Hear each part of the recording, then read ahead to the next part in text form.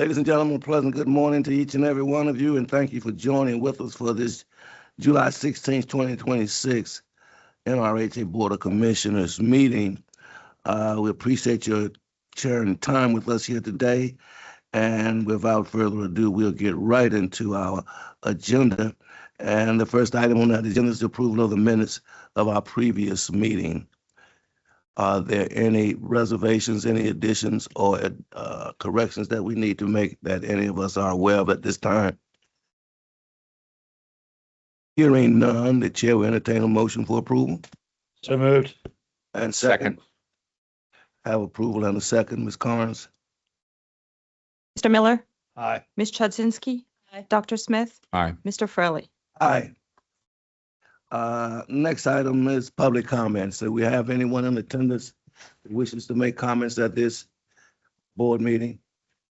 Good morning, Commissioners. At this time, we have two in public speakers. The first is Melissa Bonfiglio from Legal Aid, topic to address United Way Partnership, immediately followed by Raytron White, topic to address not specified. Thank you. Good morning, Commissioners. Good This is morning. Melissa Bonfiglio from the Legal Aid Society of Eastern Virginia. I'm here today to express community-wide concerns about the abrupt discontinuation of NRA's partnership with United Way and the Thriving Families Program. Just 1 year ago, NRHA loudly broadcasted its partnership with United Way as a critical step in the redevelopment process. As NRHA itself stated in public communications, it had officially partnered with the United Way of Southampton Roads to offer residents support and case management throughout the demolition and redevelopment of Calvert Square and Young Terrace, which everybody knows will adversely impact over 1,000 extremely low-income families in our city. NRHA publicly emphasized that this partnership with United Way included a long-term mentoring program that was designed to help residents set and achieve goals and would also connect them with ongoing care coordination during the redevelopment process. NRHA's executive director at the time himself said, "For some of our residents, childcare will be an issue when we start redevelopment. For others, transportation or having reasonable accommodations. Having this group of professionals in place anchors our efforts to optimize meaningful interactions with our residents. They will remain first throughout this process." NRHA also publicly said, "Joining forces in this way allows us to cater to residents' needs specifically and strategically. We're now fortified to do that, to achieve community-level results." But now, there is nothing. A large summer celebration, the Summer Sizzle, which was advertised and planned with NRHA community partners and United Way, was unexpectedly and abruptly canceled when it was communicated that NRHA's funding for the partnership with United Way had ended. Tenants who had taken time and had built trust with their navigators in the Thriving Families program were suddenly left in a lurch when services ended with little warning and virtually no transition. As far as we know, NRHA still intends to submit its Section 18 demolition disposition application to HUD in January of 2027, and public statements still indicate that NRHA intends to proceed with demolition in 2027. But where does this leave residents? With the gap in services that the United Way partnership was meant to address, residents once again have nowhere to turn to. We have nothing but yet another broken promise from NRHA and no preparation for residents to enter into an already saturated private housing market. Thank you. Thank you, Ms. Bonfiglio. Next speaker.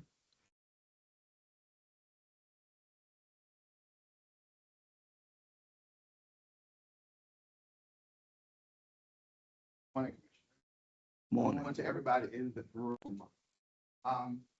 Raytron White, Grandy Village, 3149. Kimmel Terrace, what a morning. Commissioners, I see we're all out in attendance, so hopefully everybody else will get to hear this. There are some good news I came to bring and some bad news. The good news is there were a phone call I made before I went to Denver, Colorado, with the city of Norfolk sent me, and we won the best city in America Civic League engagement. And I asked for there was a tree that has been in our neighborhood that they had told some residents, past management said the tree did not belong to NRHA, which it did. I'll make a long story short. The tree was cut within 2 days. I called Mr. Morales and I called Miss Karen Rose, and they got the stuff done after the residents been asking. That's how we do business. When the residents call to ask, look into it. And Steve Morales, I want to thank you, and Mr. Odom for what you all have done for our neighborhood, because now we're getting to see the product, Commissioner Chairman. We get to see the product. They're out there fixing houses. We see cars on the lawns fixing houses, and the residents are asking what's going on. And the people are telling them, hey, we're fixing this up, we're fixing that up. So the residents are very happy with stuff going on. So I want to thank you all for you all getting to the problem of our neighborhood. It's working. Mr. Clark, I don't know what you're doing, it's working. And I want to thank you. I sent pictures. Even the trash day on Tuesday looked like we live in Ghent. You know what that is. So it's working. I want to thank the people that has been actually listening to us. And my second point is, again, we have to listen to the residents. We're making different ideas, different programs, and not listening. We have a department in NRHA that don't listen to us. Just listen and see what we need in my neighborhood versus another neighborhood. And you find out what we need, like listen to your kids. You find out what they really need, you can listen to them. Every time we go to ask something, it's always a plan, already planned for what our neighborhood is. And I think that's not right. And Mr. Clark, we just need to look into it to find out what different neighborhoods needs what. And then we can go from that, from client service all the way down to maintenance. We just got to do what we got to do to make the citizens feel a certain way when they're paying their rent and they're doing the right thing. Some of them are just infuriated and they want to come down here. So I told them the next time we have it, this board, you may have to have it in Grandy Village because they want to come and tell the thank yous, the no's, the yes, and why we can't do this, because it's really, really hard. Even with and I'm an advocate of our Boys and Girls Club. I need you all to look into this, board members, please, all the commissioners, to look in this and see how we're spending money for the Boys and Girls Club and not spending that ACRA money and activities for the kids that live in the neighborhood. I'm embarrassed because I asked for something to be done and it has not been done yet. And it's embarrassing with the city. So thank you all and enjoy your summer. It's hot outside. Thank you. Thank you, Mr. White. We have any others online that may wish to speak? Yes, commissioners, we have one additional speaker, Ms. Monet Johnson. She's online, and her topic to discuss is impending redevelopment. Ms. Johnson, you have the floor.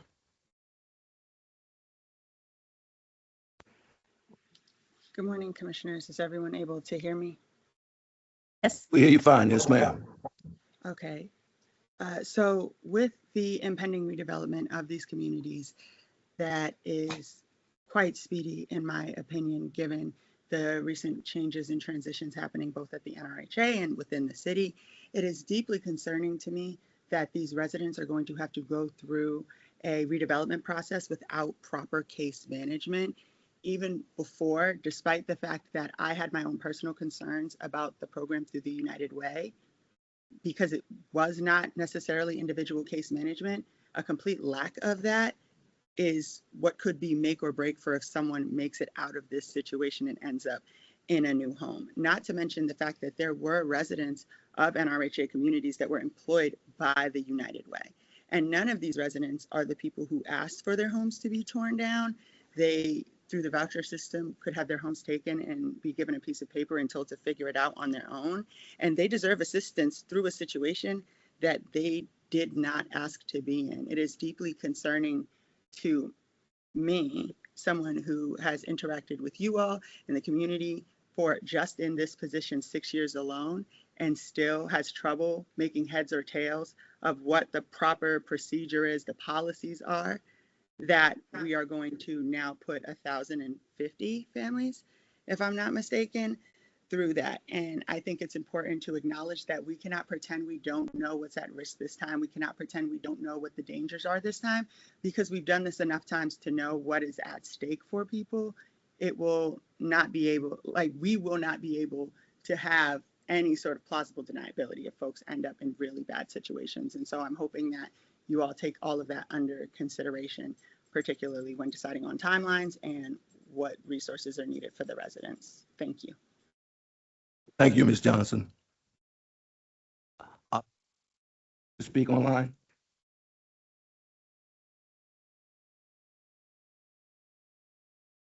At this time, No one waiting in the lobby or hallway. no. Good. Well, let me take a moment to thank all the speakers for taking the time out to share their concerns with us. Always valuable input for us, and we'll take all of those recommendations under advisement. And where improvements can be made, we'll seek to undertake and endeavor to implement those improvements. Moving along with our agenda. Next item is a presentation and public hearing on the capital plan. Mr. Morales.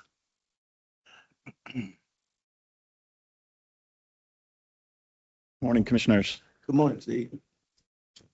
Every year, we do receive funding from HUD. Every year, NRHA receives funding from HUD for capital improvements. And each year we have to come back to the board for a resolution. We'll be doing that in August. But today what we're going to do is I'm going to give you a brief, and then afterwards we're going to hold a brief public hearing per the requirements of the program. And then we will, again, next month, come back with a formal resolution.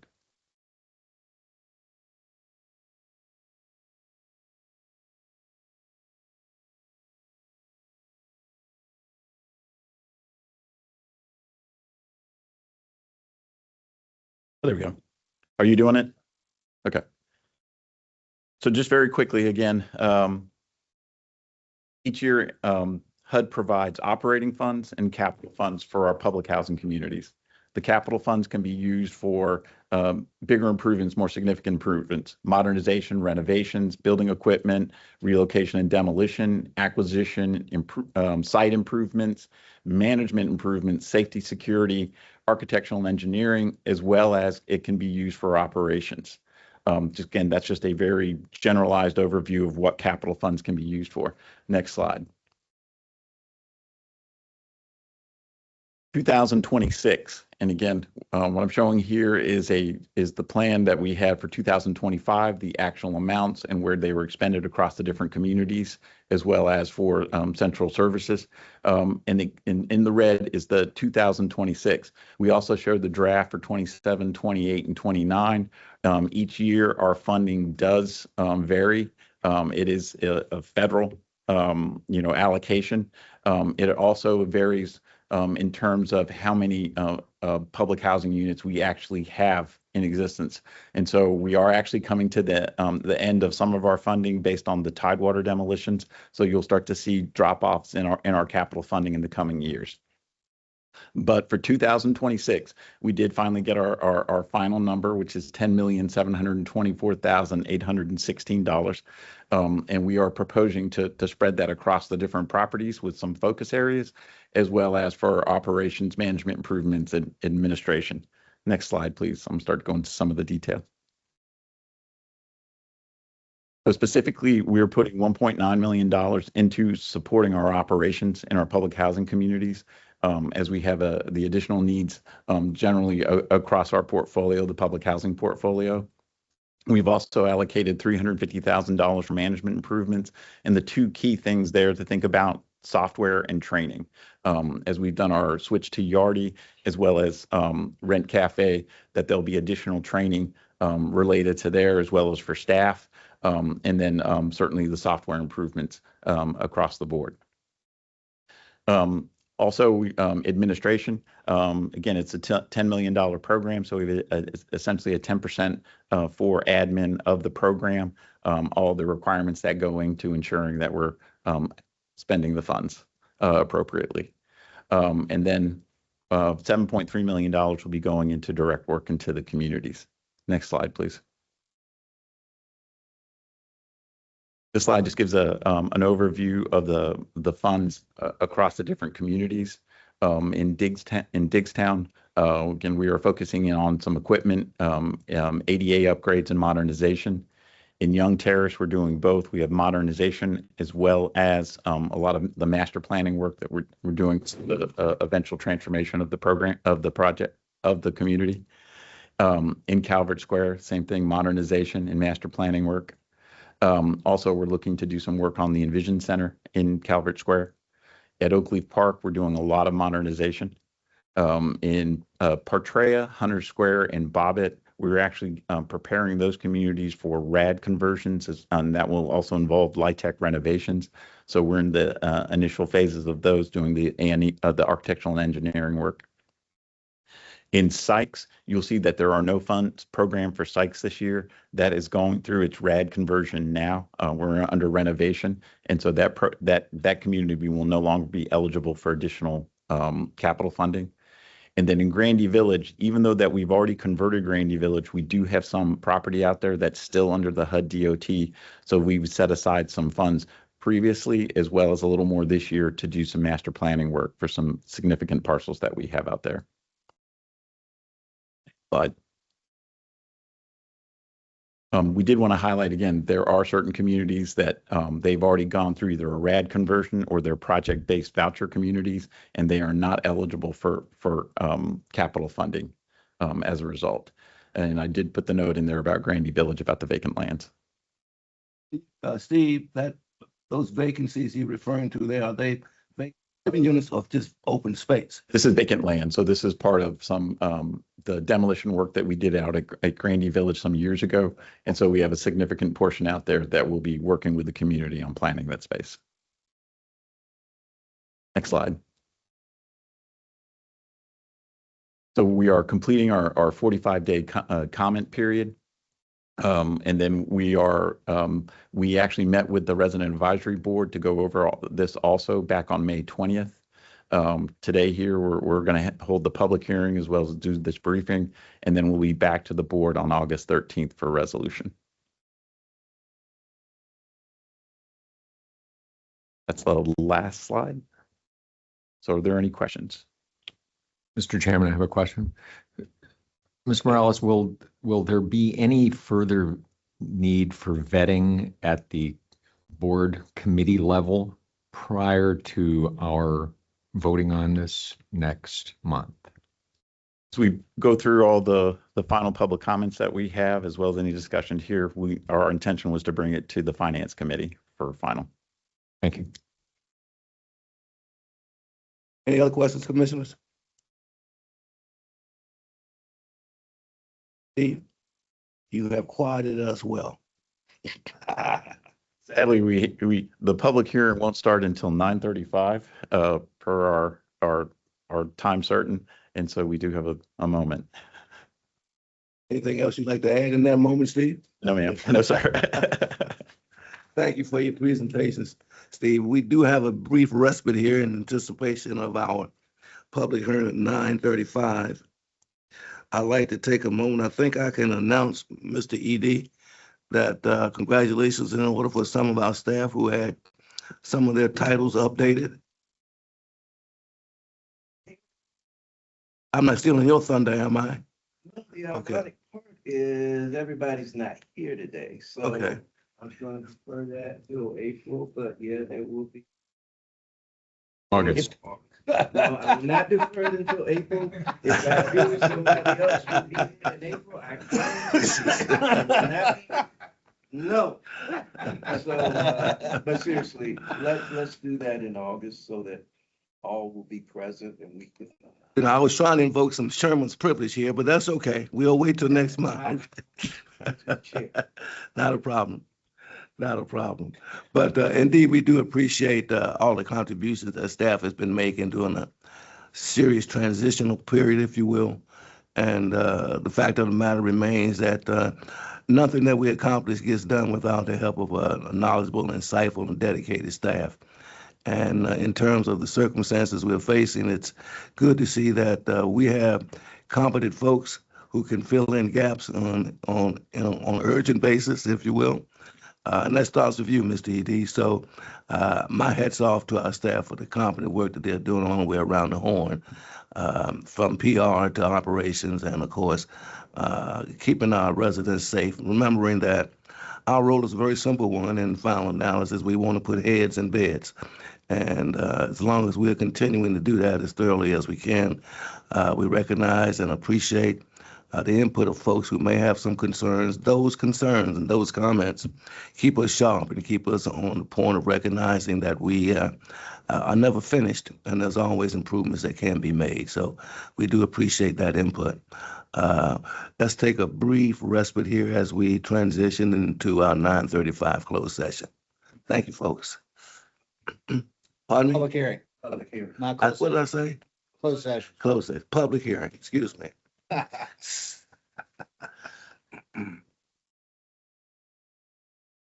Ladies and gentlemen, it does appear that we reached the point where we are ready to commence our public hearing.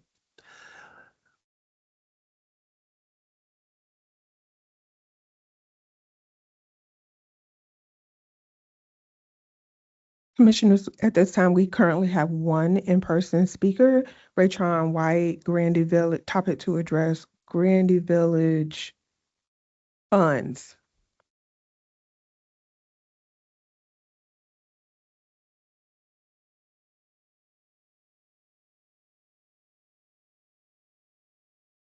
Back again. I saw on the plan that we have, I guess this is a question for Steve Morales. We have a section in Grandy Village that the formal EDs and called me, have a meeting about that we were supposed to develop right in front of the TMC office. And it was funds from last year before last, that they wanted to do some things. I just want to make sure that the plans are still in place with the funds to build. And that's in the 3003 block of Kimber Terrace, right in front of the Boys and Girls Club in the TMC office. I think it's about 1.5 acres of land, if I'm not mistaken, if I know. And find out that the residents will be involved in the planning of what they're going to do for that land, and try to figure out, can we get everybody in America is using that land. We have people with their dogs, people running around on the land, and the residents was told we couldn't get on the land. So I want to make sure when we develop that land, that the residents of that community, like we did with the city, to be in part of it, to tell us one thing, and then turn around and not do what they said they were going to do for us. So if that would be the case, to make sure if that's still the plan, to let the residents know if we want to build houses up there or apartments or whatever, but we'll be a part of that plan in the new budget plan for this year, because I've seen some money and we have not seen any output of what they're going to do, but we got it verbal that they will try to put houses for the residents to buy if they qualify for it. Thank you. Thank you, Mr. White. Our second speaker for the public hearing is Monet Johnson. Ms. Johnson, you have the floor. Ms.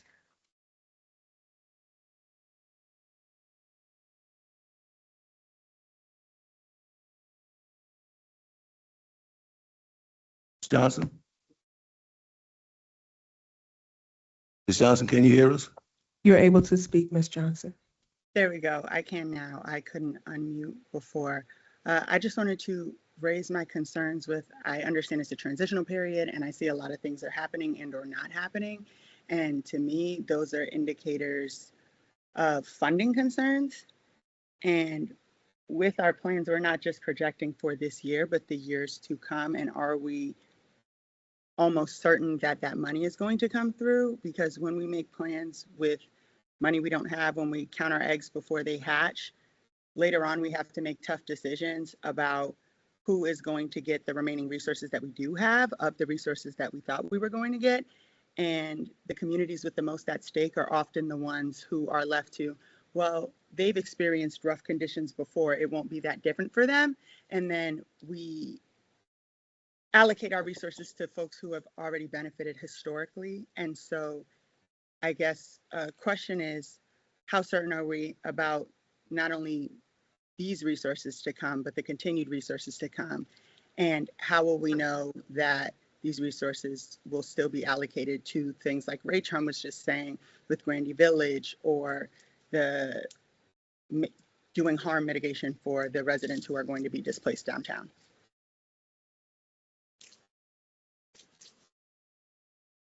Thank you, Ms. Johnson. Are there any other public comments during this public hearing? As there are no additional Yeah, Com- check the hallway. commenters for public comment, and the hallway has been checked.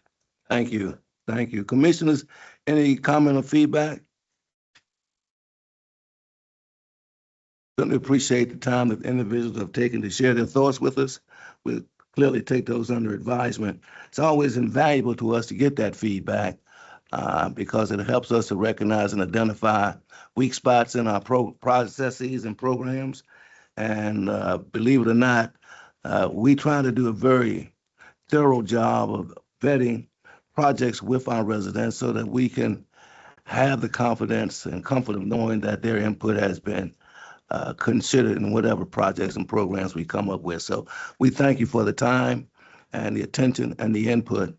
And with that, we will bring to a close I'll get it right this time, Michael, public hearing.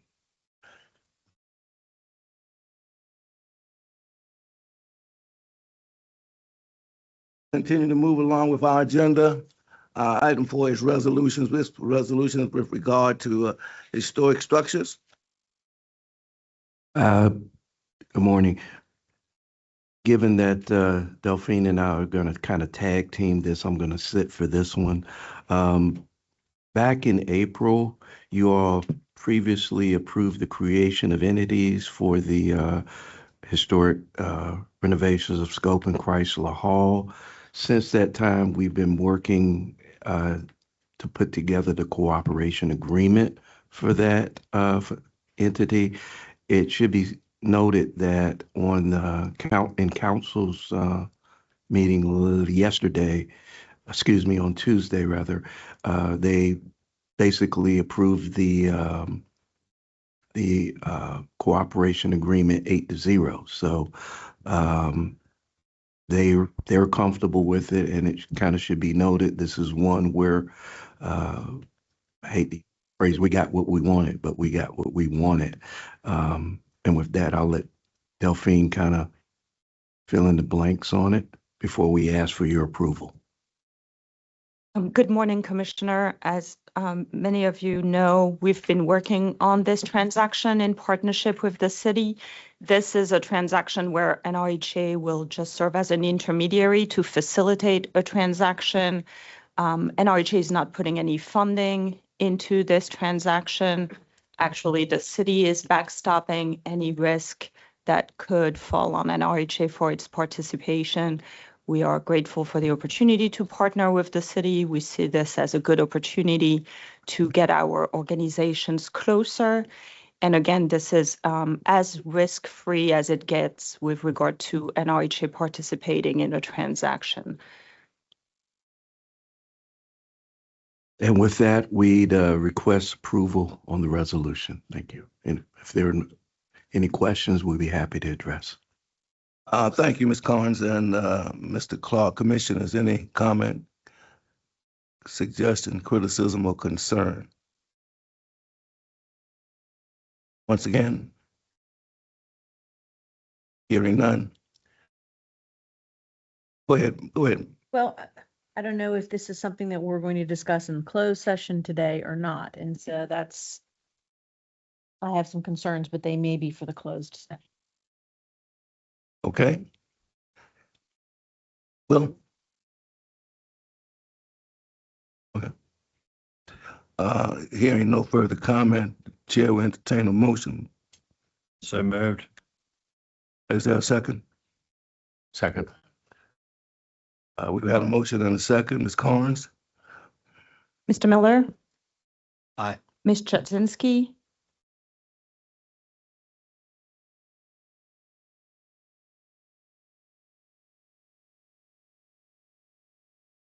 Dr. Smith, Aye. Mr. Fraley, Aye. Ms. Jaczynski.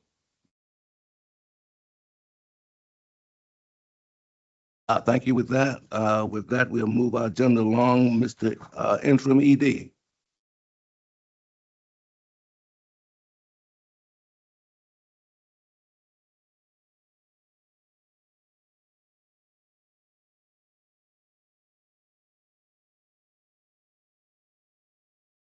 Good morning again.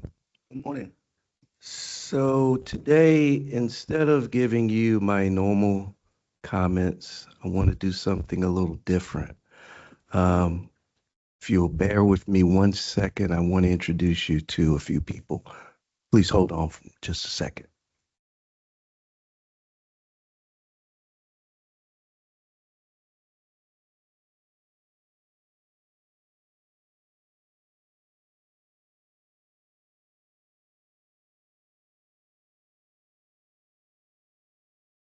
They're on their way. We actually got to this a little bit quicker than I thought we would, which is not a bad thing.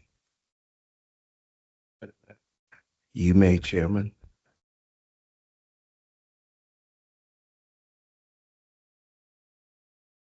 Like this better be good. Well, let me set you up for this. I maybe a month in the previous meeting or 2 meetings before, I mentioned that, you know, there's a lot of tough things that we're dealing with and we're working through during this transitionary period. But I also wanted to highlight some positive things as well. And today, you know, this is the first board meeting of the new fiscal year. I just wanted to highlight something positive. So we're good right now.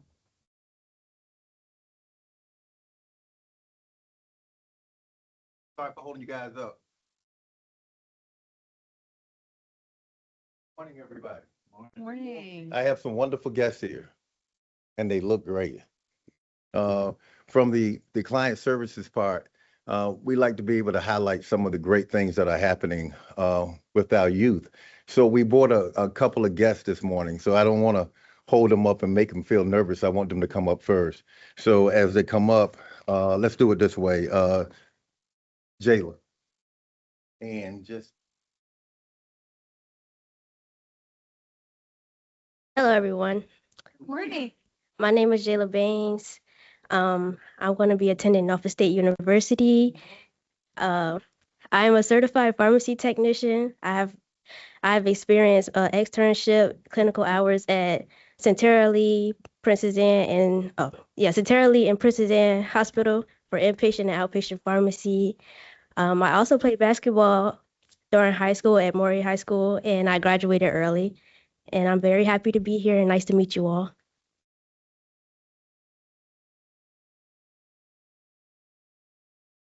Good morning, everybody. My name is Elijah Brown. I attended Lake Teller High School, which I graduated with honors, and I graduated early. I am attending Norfolk State University. I'm going to do psychology. I originally wanted to do business, but psychology just came to mind.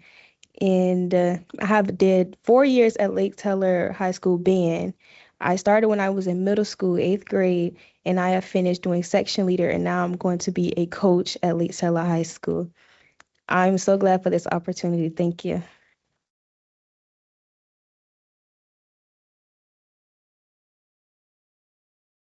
Buddy. Morning. My name is Khalid Fulbright. I attended Lake Taylor, graduated this year. I started HVAC during my junior year, did it for 2 years at Norfolk Technical Center, graduated, and I will be attending ATI later this year to pursue my career and get a job as an HVAC technician.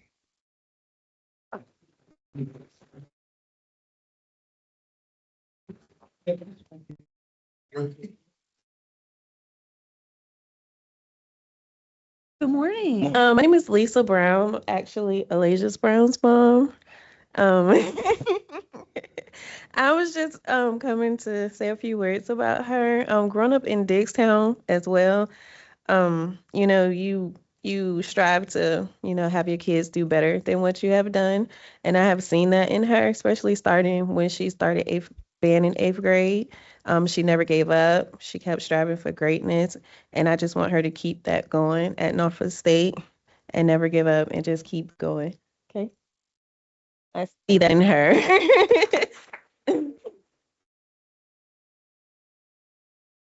We actually have 2 more scholarship winners as well, but they're not here. And the interesting thing about that is that not all of our students who are receiving scholarships are what we call traditional scholarship winners, because now we're getting just as many young people to go in certifications, licenses, and credentialing programs as well. 2 of them would 2 of the other ones would be Jessica Thompson, who is actually going into what they call cybersecurity, and they'll be going to CCC, and also Javante Massey. Javante Massey is also going into a diesel technician school where he wants to actually be a diesel tech. With the particular scholarships, they're receiving the NRHA scholarship, and the NRHA scholarship is a $1,000 scholarship that the student will actually receive to assist them with schooling.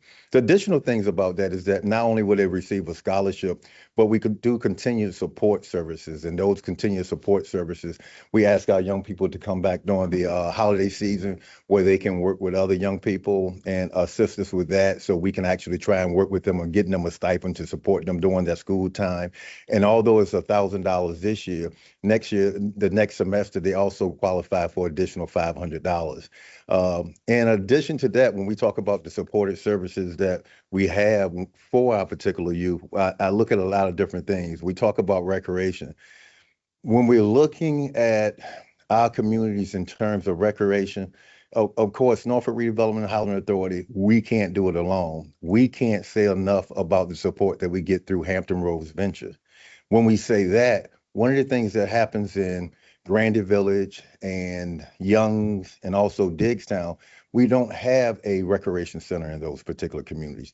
So we actually have to pay for recreational services and partner with Boys and Girls Club and the Resilience Center that provides those services out in Diggstown. So it's a difficult task. So in order for kids to be successful in those particular areas, we depend on that support from our partners. But most importantly, you saw where the biggest support comes from within their community, within their homes, when you're talking about what it is that parents do, because we just can't do it by ourselves. And to provide that additional support, that's why we're here to do it when we're talking about not only educational programs, but certification programs, credentialing programs, licensing programs, support services that's needed for transportation. When we talk about stopgap transportation that's needed to help young people who are actually looking to go from their communities on weekends to participate in weekend activities that are other place, we need that additional support. When we talk about additional support that we actually offer in terms of that's needed for mental health, you talk about additional support when we're talking about kids and young people going into employment opportunities, shadowing. Right now, we actually have 17 kids that are in a work experience program. They're working at different places in our community. Not only does that work experience program give them an opportunity that they can learn skills, but it also gives them an opportunity where they can earn a couple of dollars and help not only themselves, but their families, and also be able to do some things that they want to do. So there's a lot of things that's happening in youth services program. There's a lot of things happening in our client services program, but these are just some of the things that's happening. But most importantly, I can't stress this enough. Thank you for the support that we get from grants. Thank you for the support that we get from other entities that work specifically with Norfolk Redevelopment and Housing Authority. And most importantly, thank you to our parents, our community leaders who continually to work to make our communities great. So thanks a lot.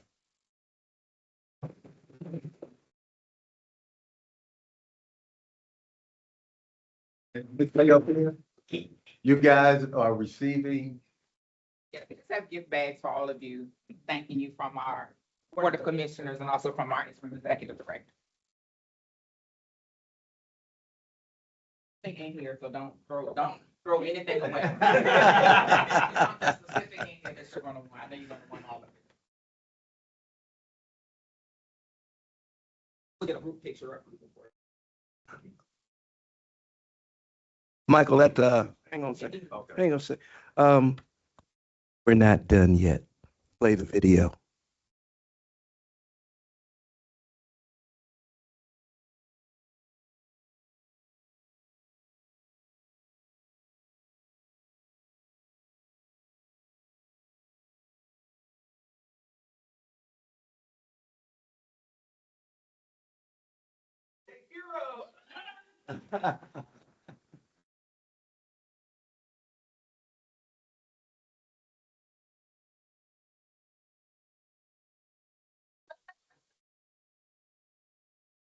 Okay.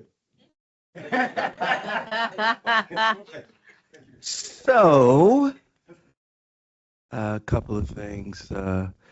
That's going to air next Tuesday. That was just a little snippet that we had. Sometimes, Mr. Chairman, you mentioned earlier about what I'm doing and staff is doing. Sometimes as a leader, you let staff do, and this is what happens.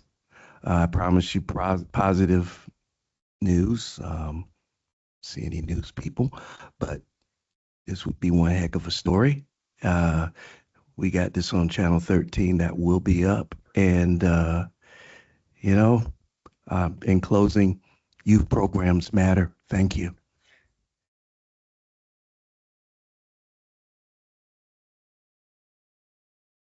Congratulations to those young people. And I hope that their success continues and that they serve as role models for others coming behind them. Special hats off to the parents who mentor to those young people and really give them the seed and foundation and courage to keep forging forward. Michael, that was better than expected. I thought you would have Steve Morales do a magic trick or something. But be that as it may, it certainly is encouraging to see that our processes are resulting in some positive things for our young people. That's what this is all about, really. And if we can make a comfortable environment for parents to parent, typically young people come out pretty decently. And this is a manifestation of that. And as they indicated, I'm sure there are others that couldn't be here with us today, but that is truly uplifting. The challenges of today's society, cost-wise, forging ahead with a collegiate education and advancing your careers academically is extremely costly. And while our efforts are meager in the total scheme of things, a little bit of something is always better than a whole lot of nothing. And so I'm particularly proud that we are participating in something like this, encouraging our young people.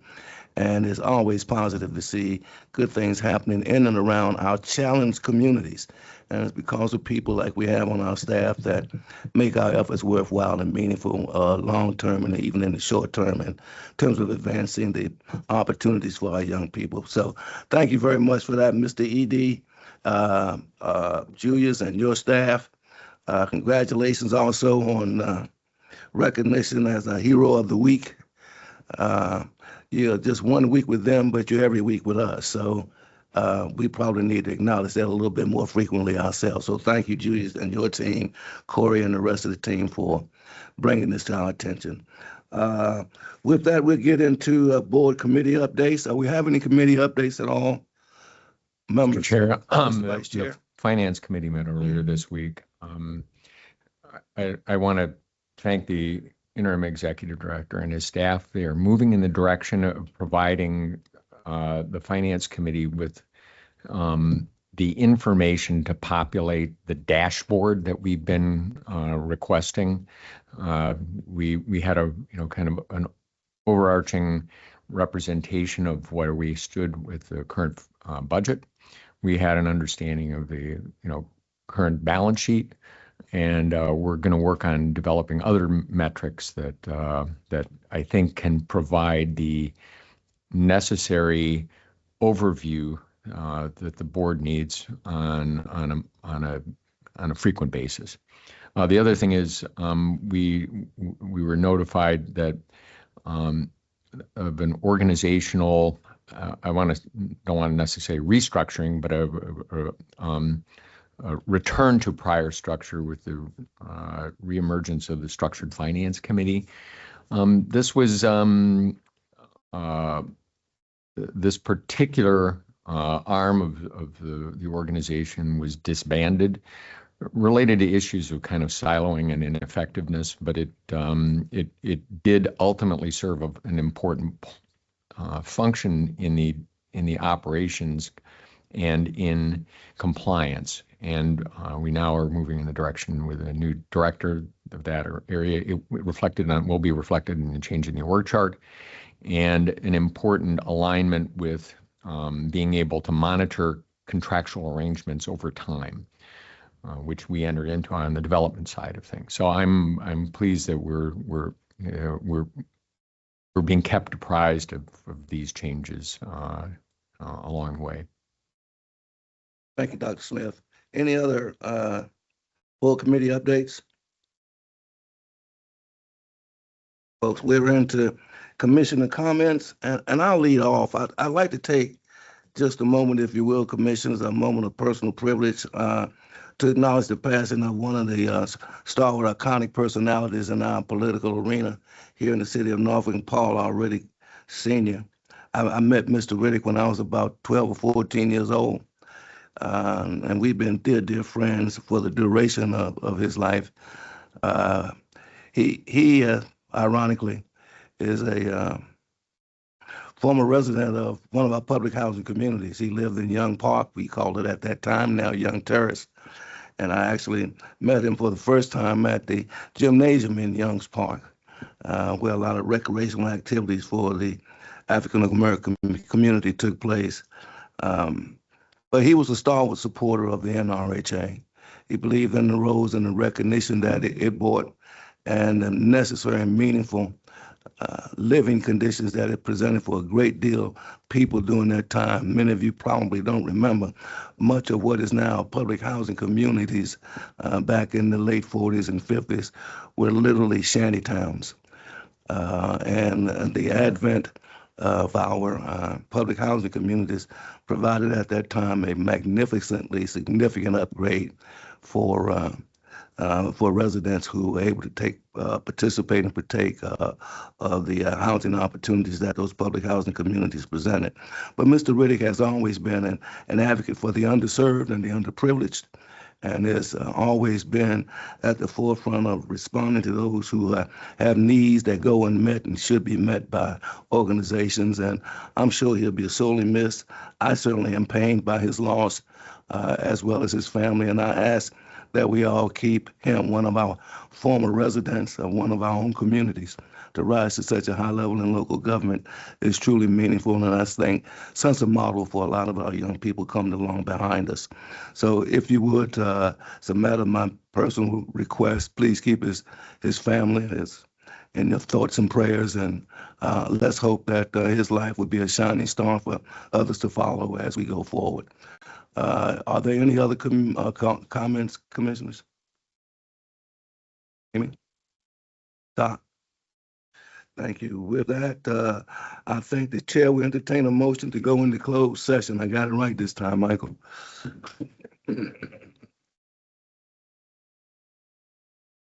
Resolution convening a closed meeting on July 16, 2026.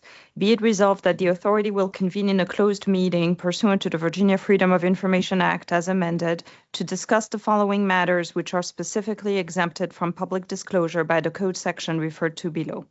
Number 1, personnel matters involving the assignment, appointment, promotion, demotion, performance, salaries, or resignation of employees of the authority as authorized by Section 2.2-3711A1 of the Act.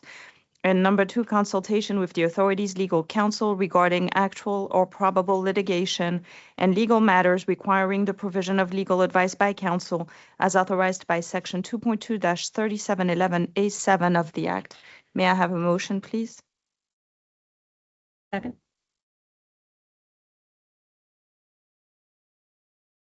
Mr. Miller? Aye. Ms. Chudzinski? Aye. Dr. Smith? Aye. Mr. Fraley? Aye. We'll go into closed session and transition to that now. Thank you. That it just sits gathering dust in my house. Are we out of closed session? Now? Okay. We're on.